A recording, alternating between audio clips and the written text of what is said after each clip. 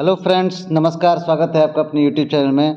दोस्तों, आज मैं आपके लिए एक बहुत ही इम्पोर्टेंट खबर लेके आया हूँ और इम्पोर्टेंट आपके लिए इन्फॉर्मेशन होने वाली है। ये उत्तर प्रदेश में होने वाली एसआईआर के लिए है, और जो कि ये एसआईआर की प्रक्रिया गतिमान है। आपका 4 नवंबर से लेकर 4 दिसंबर के बीच में सभी मतदाताओं को उत्तर प्रदेश के इसके बीच में ही आपको फॉर्म भर के सबमिट करना है, ताकि आपका आने वाले चुनाव में आपका नाम ना छूटे।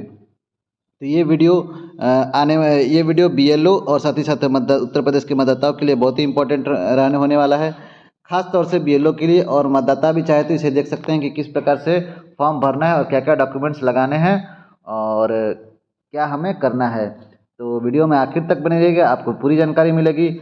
और एक छोटी सी रिक्वेस्ट है, जो साथ इस चैनल पर नए हो चैनल को लाइक कर दे, सब्सक्राइब कर दे और अपने बेल आइकन को प्रेस कर ले, ताकि आने ऐसी ही वीडियोज़ की नोटिफिकेशन आपको मिल सके। तो शुरू करते हैं। देखिए, सबसे पहले तो आपको ऐसा ही कुछ फॉर्मेट मिलेगा। पहले पन्ने में जो भारत निर्वाचन आयोग गणना प्रपत्र लिखा हुआ मिलेगा। यहाँ पे आपको एक स्कैनर होगा यहाँ पे, और यहाँ पे एक पहले से ही प्रिंटेड आपका फ़ोटो होगा। वर्तमान फ़ोटो आपको यहाँ पे चिपकाना है।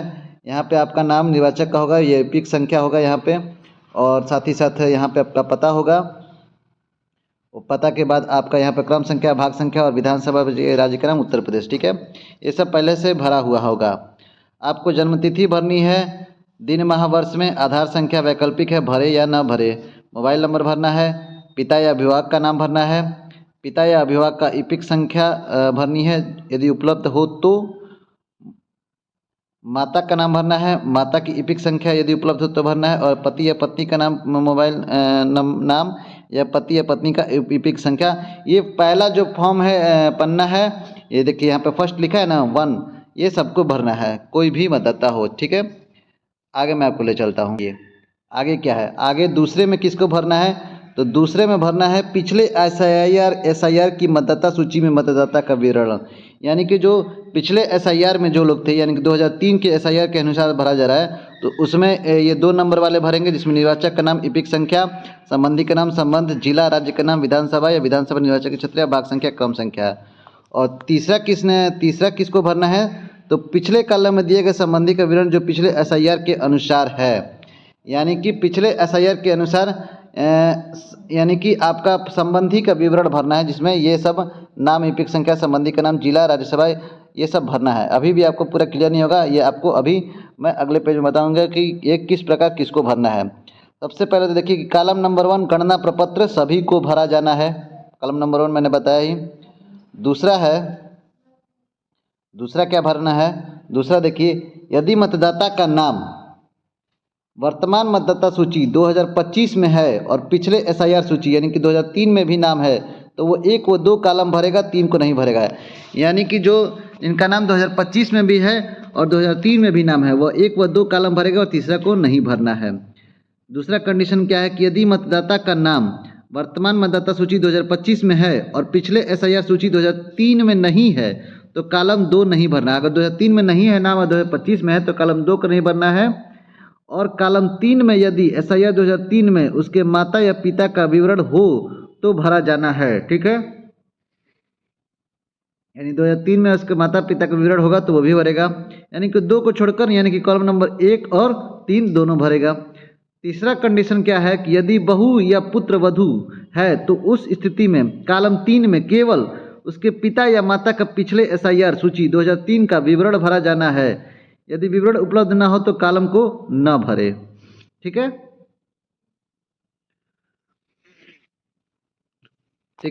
फिर आगे बताता हूं आपको। अब देखिए, गणना प्रपत्र भरने के निर्देश क्या हैं। देखिए, सबसे पहले तो यहाँ पे निर्वाचक का नाम, इपिक का नंबर, ये सब रहेगा। ये रहेगा कि यहाँ पे क्यूआर कोड रहेगा, यहाँ पे पुरानी फोटो रहेगी और यहाँ पे वर्तमान फोटो चिपकाना है, वही है। जन्मतिथि कैसे भरना है, तो मतदाता की जन्मतिथि दर्ज करना है। आधार संख्या आपको दर्ज करना है, चाहे भरे चाहे ना भरे। मोबाइल नंबर मतदाता का स्वयं का या परिवार का मोबाइल नंबर दर्ज कर सकते हैं।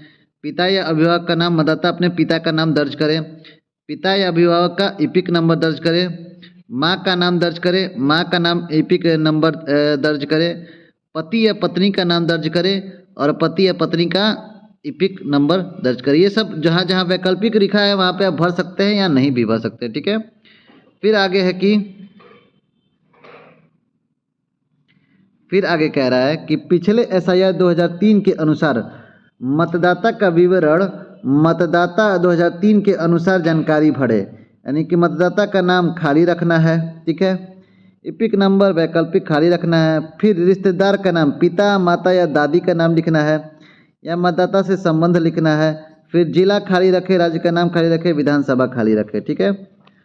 और पिछले कॉलम में दिए गए रिश्तेदार का विवरण पिछले SIR के अनुसार यहाँ बाईं तरफ लिखे हुए रिश्तेदार की 2003 की मतदाता सूची अनुसार जानकारी भरना है, ठीक है। कि माता पिता या दादी में से किसी एक का नाम दर्ज करना है या फिर उसके बाद इपिक नंबर, फिर रिश्तेदार का नाम, फिर पिता या पति, और जिला 2003 में जिस जिले में सूची का नाम है उस जिले का नाम दर्ज करें। 2003 में जिस राज्य का नाम है वो दर्ज करें और 2003 में जिस विधानसभा में सूची में नाम है वो दर्ज करना है, ठीक है। और ये सब बाकी खाली रखना है। और ये सब घोषणा है। घोषणा में क्या क्या है कि उपयुक्त निर्वाचक ने स्वयं या मैंने मेरे परिवार के सदस्य होने के नाते किसी अन्य देश की नागरिकता प्राप्त नहीं की है।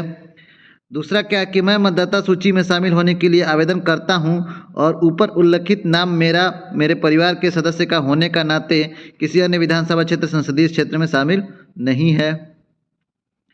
फिर कह रहा है कि मुझे ज्ञान है कि इस आवेदन के संदर्भ में उपरोक्त कथन या घोषणा करना जो मिथ्या है, जिसके मिथ्या होने का मुझे ज्ञान या विश्वास है, जिसके सत्य होने का मैं विश्वास नहीं करती हूँ, लोक प्रतिनिधित्व अधिनियम 1950 का 43 की धारा 31 के अधीन कारावास है जिसकी अवधि 1 वर्ष तक हो सकती है, जुर्माने से दोनों दंडनीय अपराध है, ठीक है। यानी कि आपको कोई भी फर्जी या भ्रामक खबर नहीं देनी है, नहीं तो इस स्थिति में अगर फर्जी या भ्रामक खबर देते हैं और उस स्थिति में अगर आप पकड़े जाते हैं तो आपको 1 वर्ष तक की सजा या जुर्माना या दोनों दंडनीय या दोनों हो सकता है, ठीक है। तो ऐसा काम नहीं करना है।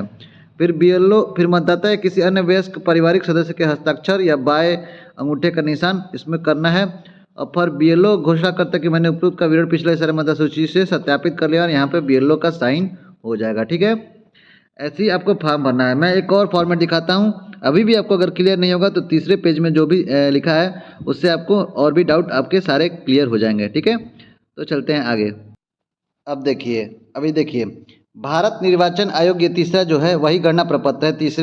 तीसरा मैं मतलब कि तीसरी बार बता रहा हूँ कि क्या क्या भरना है। देखिए यहाँ पे वही निर्वाचक का नाम होगा, इपिक ID होगा, पता हो गया, और साथ ही साथ क्रम संख्या, भाग संख्या, विधानसभा संसदीय क्षेत्र का नाम और राज्य का नाम उत्तर प्रदेश होगा। और यहाँ पे आपका QR कोड होगा और यहाँ पे आपका पुरानी फ़ोटो जो कि पहले से लगी हुई है वो आएगी। और यहाँ पे आपको वर्तमान फ़ोटो होना चाहिए। फ़ोटो का बैकग्राउंड सफ़ेद होना चाहिए, ऐसा फ़ोटो होना चाहिए, ठीक है। अब देखिए जन्मतिथि, दिन, माह या वर्ष, यहाँ वोटर की पैदाइश की तारीख भरे। आधार संख्या वैकल्पिक है, यहाँ वोटर की आधार संख्या भरे। मोबाइल नंबर भरे। यहाँ वोटर के पिता का नाम भरे। यहाँ वोटर के पिता का इपिक संख्या भरे।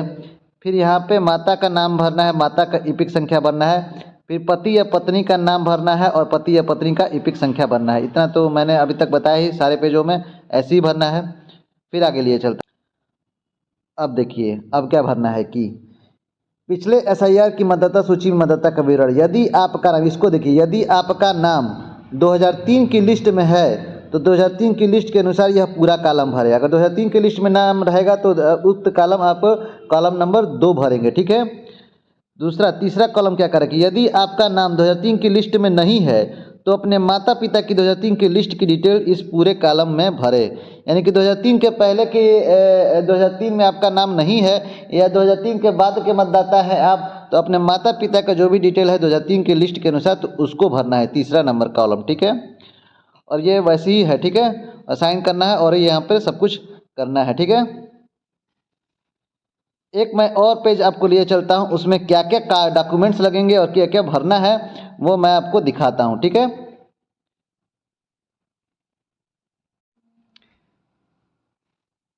अब देखिए दोस्तों, भारतीय निर्वाचन आयोग गणना प्रपत्र हेतु सूचना पत्र क्या क्या इसमें भरना है और क्या क्या किस तरह से भरना है।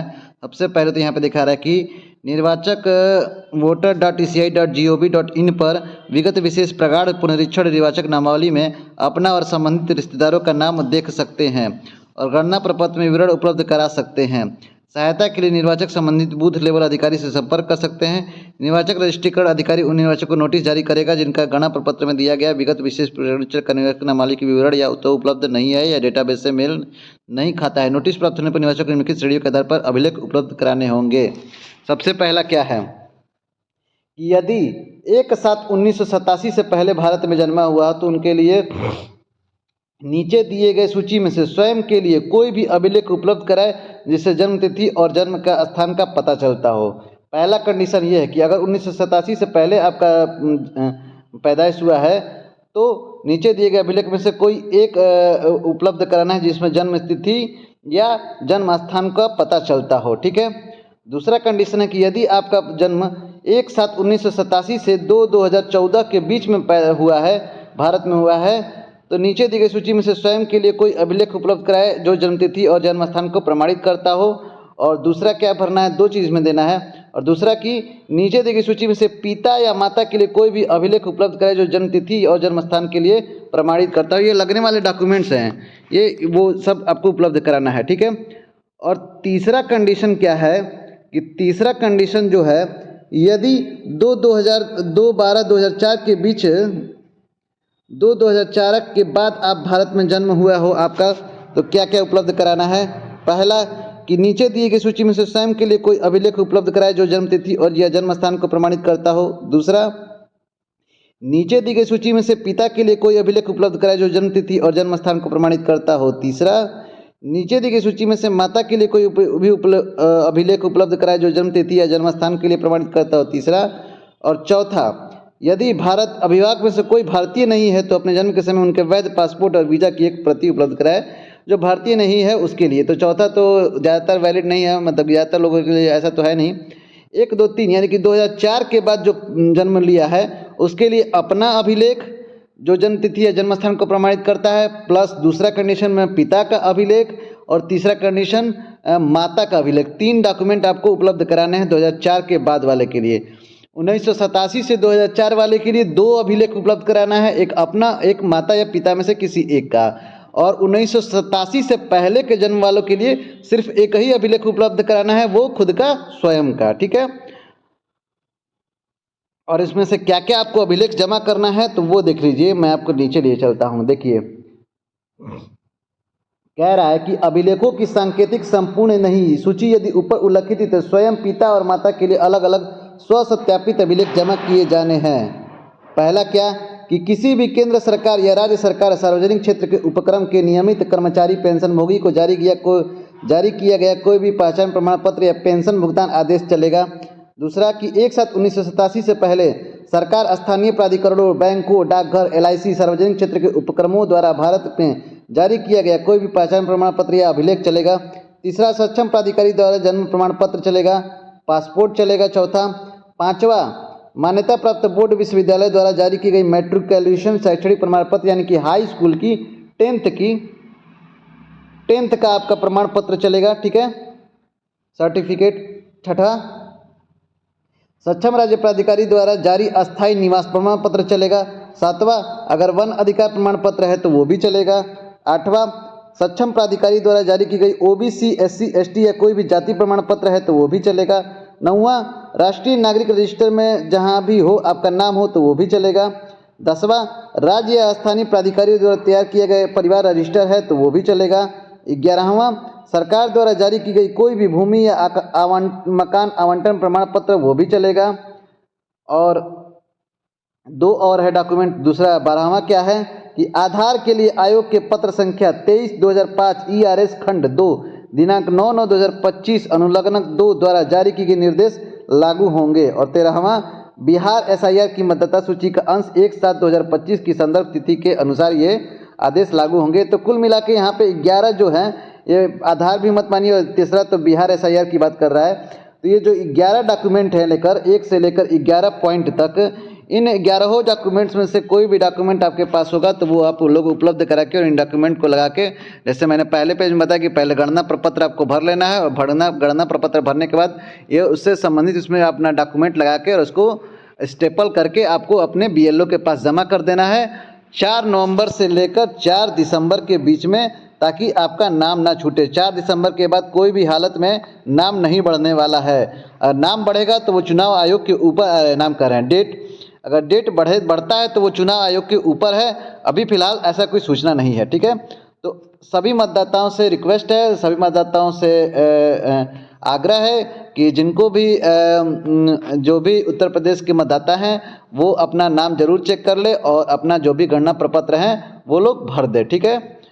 तो उम्मीद करता हूं दोस्तों कि आपको वीडियो पसंद आया होगा, और वीडियो अच्छा लगा होगा दोस्तों तो हमारे चैनल को लाइक करें, सब्सक्राइब करें और अपने दोस्तों में शेयर करना ना भूलें। और अभी भी आपको कोई इन्फॉर्मेशन चाहिए, कोई भी आपको इंक्वायरी होगी तो आप हमें कमेंट बॉक्स में कमेंट करके पूछ सकते हैं हम। तो मिलते हैं ऐसी वीडियो में, ऐसी इंफॉर्मेटिव वीडियो के साथ अगले वीडियो में। तब तक के लिए दोस्तों इजाज़त दीजिए। जय हिंद, जय भारत।